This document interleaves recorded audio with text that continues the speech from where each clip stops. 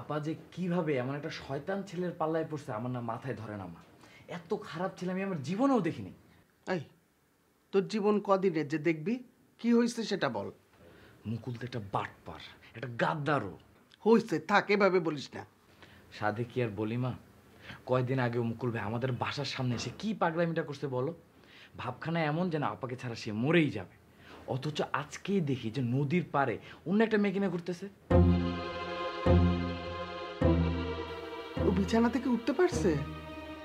উঠছে না, আবার খালি গায়ে হাত তোলার বাকি ছিল। যা মুখে আসছে তাই বলছি। কত বড় গাদ্দার, আবার জীবনটা শেষ করে এখন অন্য মেয়েকে নিয়ে ঘুরে।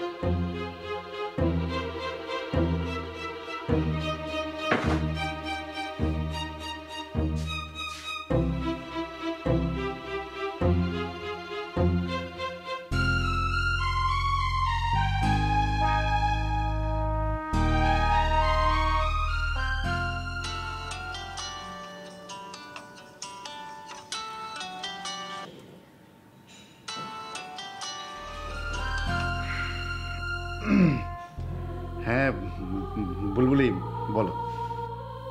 আমি আপনাকে একটা কথা বলবো, রাখতে হবে, রাখতেই হবে, না করতে পারবেন না। বলেন রাখবেন? আমার সামর্থ্যের মধ্যে হলে আমি তো অবশ্যই রাখবো।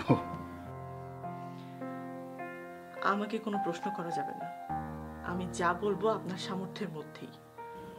আচ্ছা আচ্ছা ঠিক আছে, কোনো প্রশ্ন করব না, বলো। কাল সকালে আমরা বিয়ে করব, কাজী অফিসে।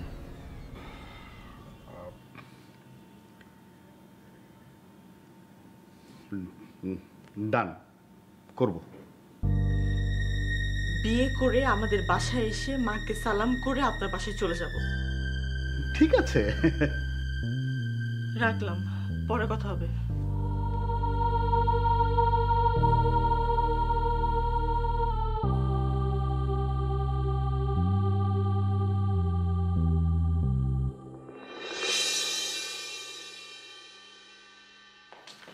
আপা আমি গেলাম।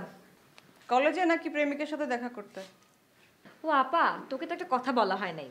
আমি আর আমার প্রেমিক সিদ্ধান্ত নিছি আপাতত আমরা বিয়ে করব না। এরকম সিদ্ধান্ত নেওয়ার কারণ? আমি তো তোর বোন, বুদ্ধিমতী হব কিভাবে? হয়েছি তো তোর মতো একটা গবেট, কিন্তু ও অনেক বুদ্ধিমান। কিরকম? আমি তো বিয়ে করার জন্য এক পায়ে দাঁড়িয়েছিলাম, কিন্তু ওই আমার চোখটা খুলে দিল। বলল, দেখো রুমি, এখন যদি আমরা বিয়ে করি আমার মাও মানবে না, তোমার আপাও মানবে না। ওয়ালটন এয়ার কন্ডিশনার এক্সচেঞ্জ অফারে স্প্লিট এসিতে 23,000 টাকা পর্যন্ত নিশ্চিত ছাড়।